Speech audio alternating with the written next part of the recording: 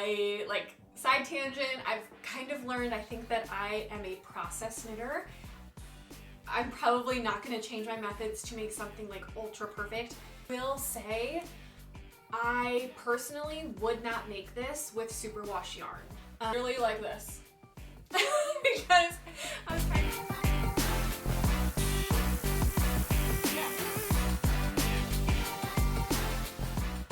Hey everyone, welcome back to my channel. My name is Jacqueline and this is Jack and Kit, a place where I talk all about the knitting and sewing that I'm doing to create more sustainable, slow fashion and home decor.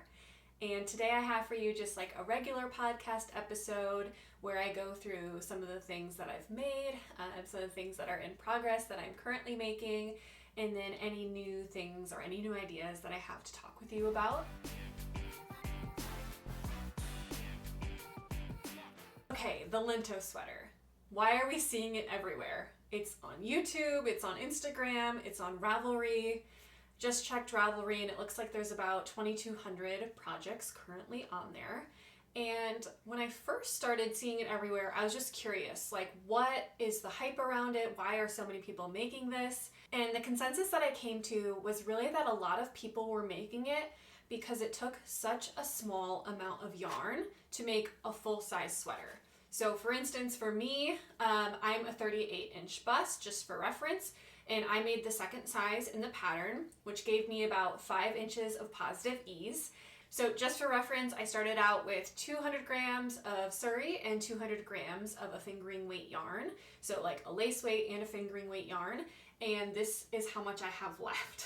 So 2 skeins of this, and I literally probably have like a third of the second one left.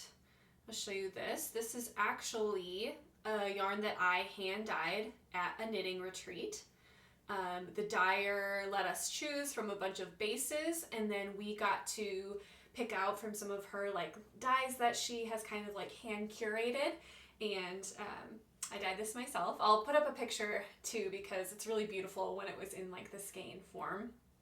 And then I also used Roma Garn's Phenol, and this is a fingering weight yarn. I think sometimes it's actually referred to as a sport weight, but I think it's a fingering weight. And this is in the natural color, and this is how much I have left of the 4th ball. So for this one, since it was in those 50-gram hanks, I got 4 of them, and I think this is, if I were to guess, probably about maybe a quarter of it left. So either way, under 200 grams of both for an entire sweater is kind of crazy.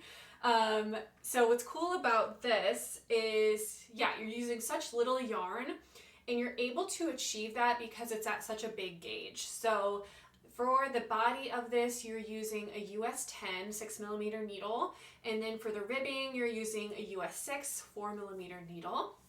And the way that it's constructed is just like top down in the round with raglan increases. And the increases are KFBs, so like knit front backs, which I found so enjoyable.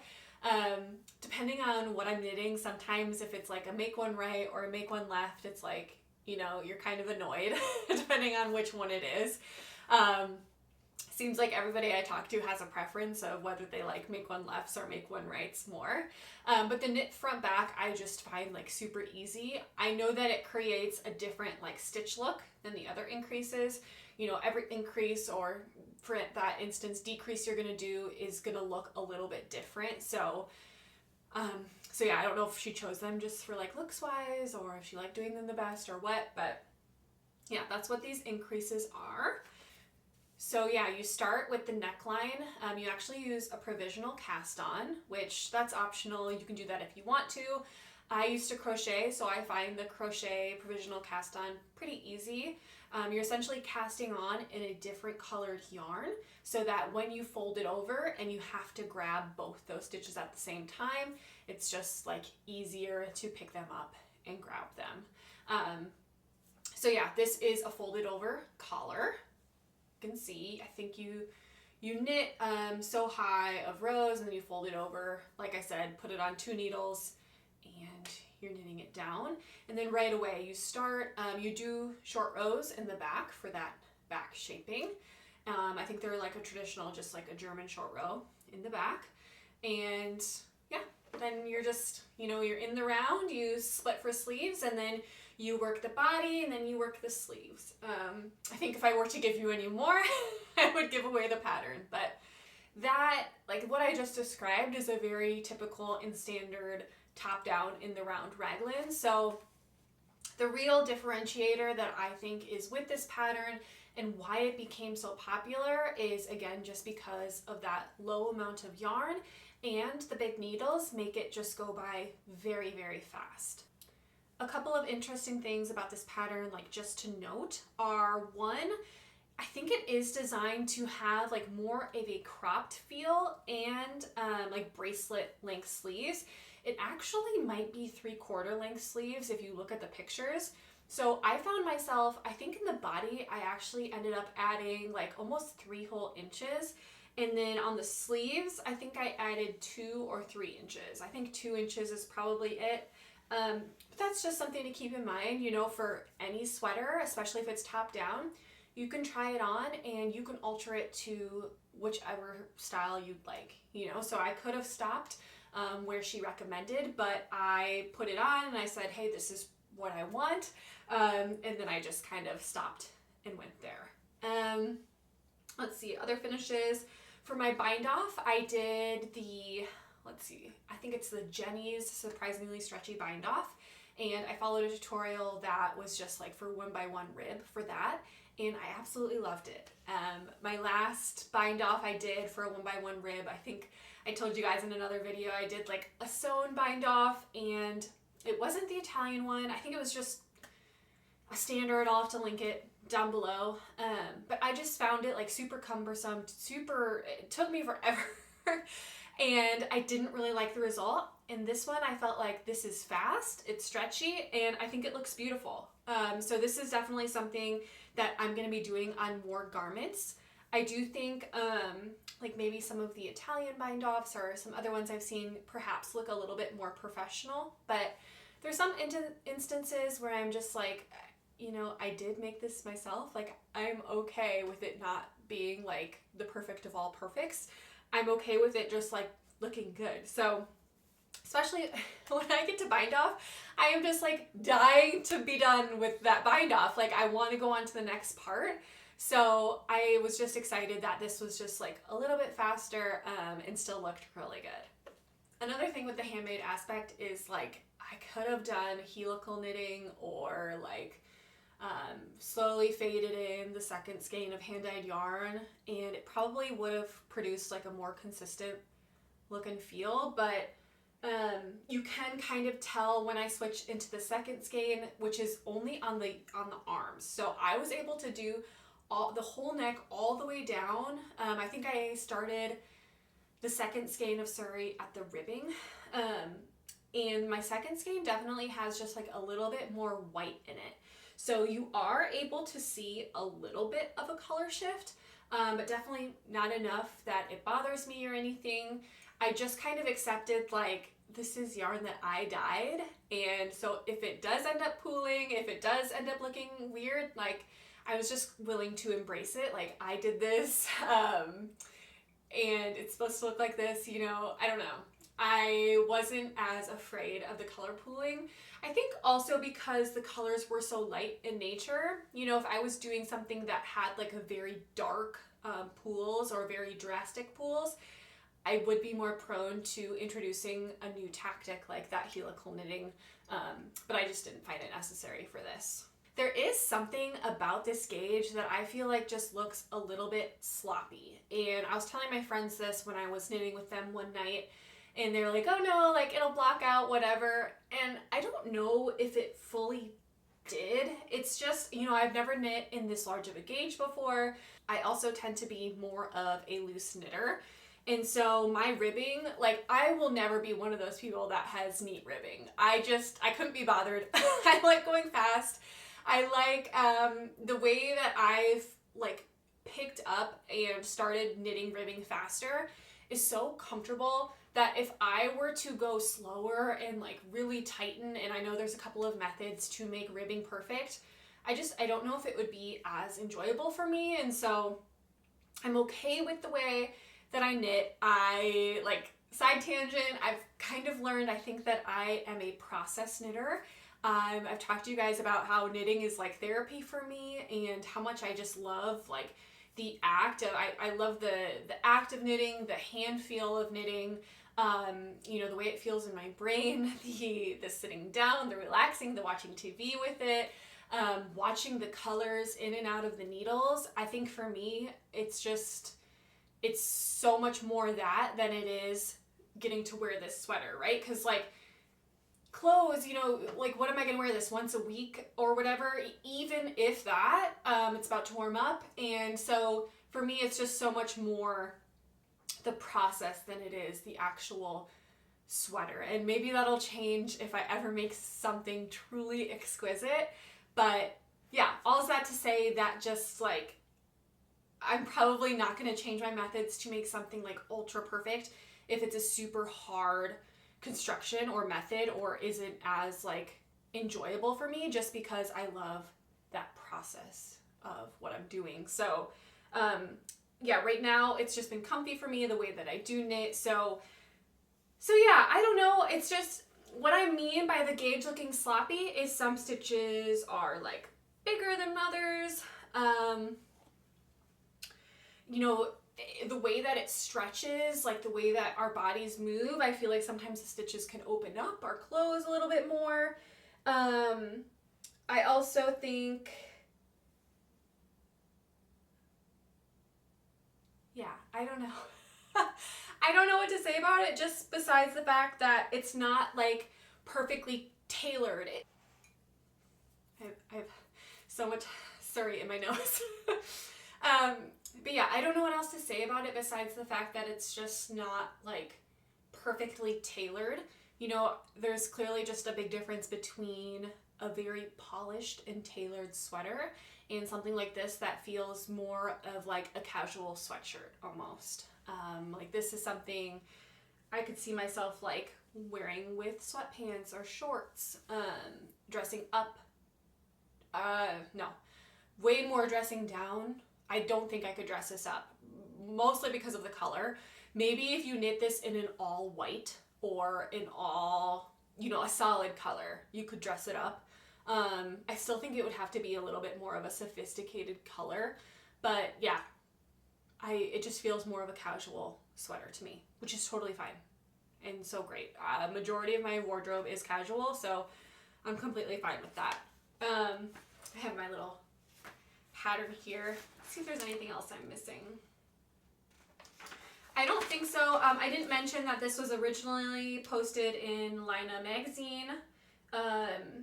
And so some of the directions are like pretty straight to the point. You know, in a magazine, they have such a small amount to publish, so there's not a ton of details or anything, but it is a pretty standard construction and instructions. So yeah, my overall rating of this pattern, I would say, is like a 4 out of 5, just because it was super fast. I love the amount of yarn that I use.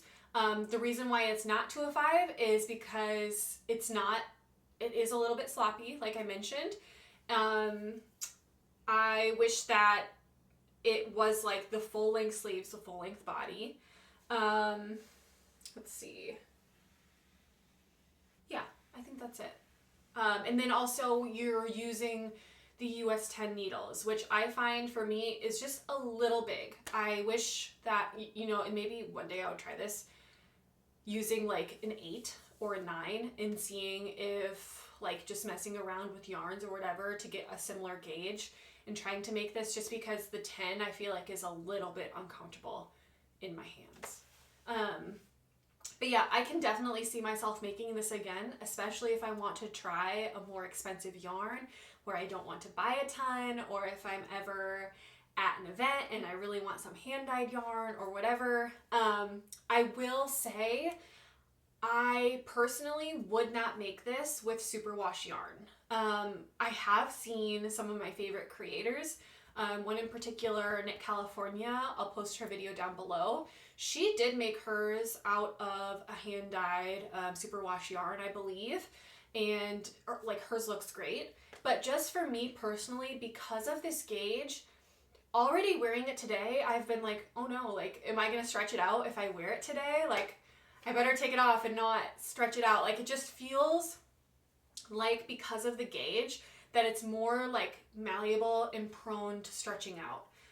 And I could be totally wrong on that. And I'll have to report back on how this like wears and whatever. I didn't use superwash, so I think that mine will end up holding up pretty well. But yeah, I get this feeling that since I'm already worried about it stretching out without even being a superwash, that if it were to be a superwash, it would grow a lot. So yeah, so that's my Lento sweater. I think that you're going to be seeing another one from me just because it is so fast and it is that like very fun, easy construction with the raglan increases. So yeah, I hope that you guys are inspired to make one. If you do, please tag me and let me see it. The options are incredibly endless, as they are with every sweater, but this one in particular, I can see more people using hand-dyed and whatever. So I'm just excited to see what you guys make and come up with for it.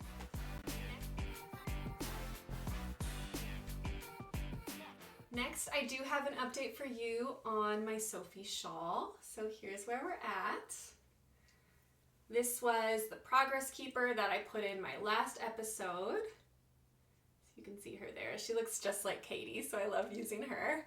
And I'm also going to show you this fabric up close because it is so, so pretty. It's very squishy. This is a half wool, half alpaca. And it's just beautiful. My husband came in the room the other night when I was knitting on this, and I was just sitting there watching TV, literally like this. Because I was trying to figure out if this was like itchy to me at all, which it's not. But yeah, I just was testing it out. This I've been going a little bit slower on just because I've been wanting to work on this Lento so much. But my current plan is that I have 2 skeins of this Blue Sky Fibers extra Aran weight yarn. This is the color Mist, by the way. I'll show this to you guys again. But yeah, I have 2 skeins of this. So essentially what I'm going to do is I'm going to keep increasing until just about until this runs out. And then I'm going to start my other ball and keep going the other way. So it's hard to want to work on this because it's been warming up so much. I also spent the last week in Mexico and I want to knit all the spring things. I'm kind of like, the ship has sailed for me for winter, but yeah, I do think I'm going to finish this. I actually cast on another muscle burra, but I actually might put that away until next winter. It's just like, you know, I already made one. I don't need another for this season. I could see myself maybe doing it, like working on it later this summer, like as a gift knit or something. But yeah, this is good for like a true winter project for now. So what I'm going to do is I'm going to move my progress keeper up so I can update you guys the next time we have a podcast episode. But I'm really hoping to like either take this to work with me to work on lunches or whatever so that I can get this one done and maybe I can at least get like a month of wearing out of it for the rest of the season. I did make it in like a really pretty spring color, so it is really beautiful. I'm also thinking like it might be something that just might be nice to like wrap around myself at work when I get cold or whatever. But yeah, that's my Sophie shawl. Not a ton to update on it, just besides some extra rows, but I'm loving the color and I'm excited to have this as a finished object. Okay, so the last thing I wanted to update you guys on is my beautiful banana sweater that I mentioned a few videos ago. I had bought some new Sandus Garn Sunday in the color banana. It's that petite knit color. And then I also bought the Fiber Spates Cumulus yarn. It's a Surrey again, and it is in the buttercream color. Actually, it might be buttercup. I think it's buttercup. And I swatched this up. We'll show it to you. It's really, really pretty. This was done using a size US 6 needle, and then the ribbing was done using a 2.5. I did hit gauge on the stockinette, But the ribbing I think is a little bit large. I think I have too few of stitches, and so I might size down a needle in that. And this, by the way, is going to be the Paul sweater. So I actually saw one of my favorite YouTubers. Her name is Knits by Mel, I think. I'll put a little picture right here. She's fabulous. She knits so much and creates beautiful work. And on her Instagram, she posted the Paul sweater, and I was able to look through the hashtag, and it was so beautiful. I've been looking for a sort of v-neck that has like an oversized look to it, and my original plans for this yarn was actually going to be just like a petite knit, no frill sweater or something like that. But then I kept taking pictures of this, and it was like, this overall was just like very much yellow. Like when you look at it from far away or whatever, like the color that you see is just like a yellow raglan. And so I don't need another yellow raglan right now. But you know, obviously I still have this yarn purchased, so I thought like an oversized v-neck would be so beautiful in this, and my hopes and dreams would be that I would finish it and get to wear it on Easter. So we'll see if I can accomplish and do that. But this is just like so soft. I think that I'm going to absolutely love this gauge and this yarn. I already am just like, I need everything that made out of this. It's so beautiful. So I'm so excited about this. I'm thinking that I'll probably cast that on today or tomorrow and have some progress for you guys next week.